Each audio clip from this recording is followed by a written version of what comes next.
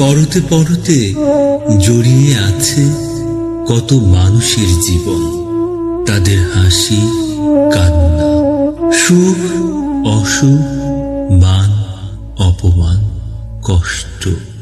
পথ চলতে আমরা কি তার খোঁজ রাখি?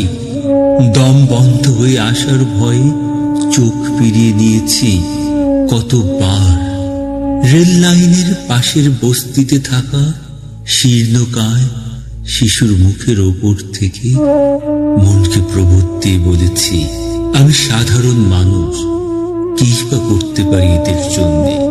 আমি তো ওদের এই অবস্থার জন্যে দায়ী নই।